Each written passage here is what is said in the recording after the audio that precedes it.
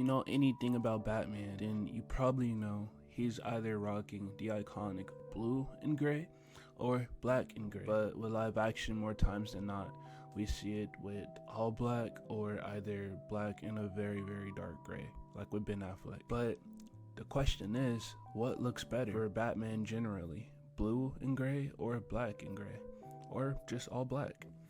Now, I feel like this answer depends on what we're talking about. Generally speaking, black and gray or all black will probably look better for Batman in live action. Also, depending on what tone that we're going for. Obviously, like the Robert Pattinson Batman film, where it's an extremely dark gray and black. In my opinion, it's just all black.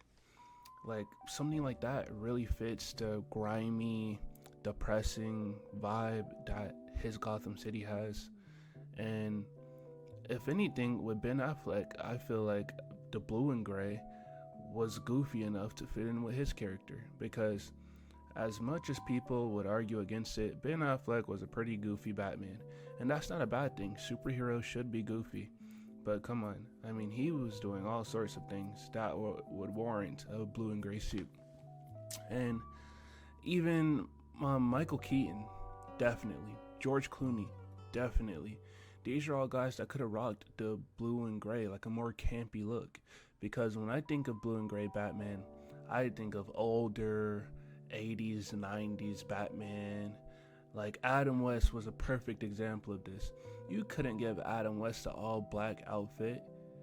You couldn't give Adam West a dark, brooding outfit, because that just wasn't the vibe. I feel like Adam West's Batman was the perfect example of what comes to mind when I think of blue and gray Batman. And Robert Pattinson, once again, is like on the complete opposite side of the spectrum when it comes to gritty, depressing, dark underbelly of Gotham type of Batman. And I think both of these designs work for different reasons. You got a kids show, you got a skit, you got a comedy, you got just a campy show, but you want to have Batman in it.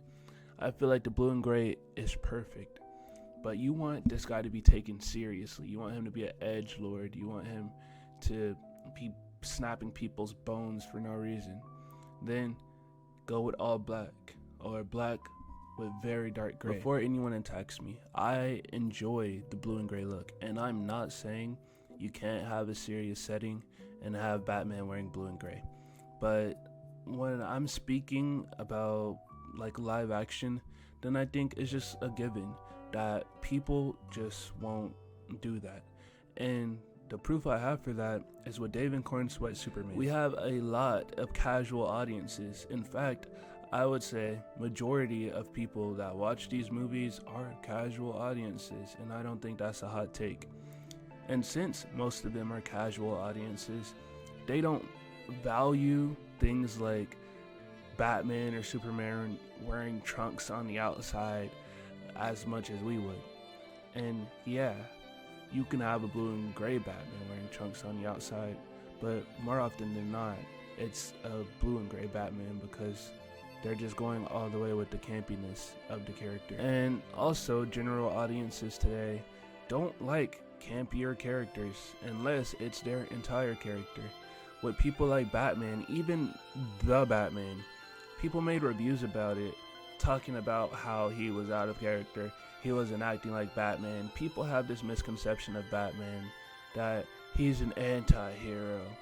Batman is like the Punisher, but he doesn't kill. So even though Robert Pattinson's Batman started off as vengeance, which is a lot closer to a Punisher without guns, they still made reviews saying he was out of character, because by the end of the movie, he was giving hope instead of fear.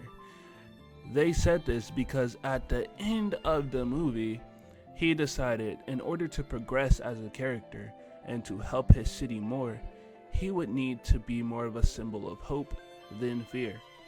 And just because he made that character development, he was no longer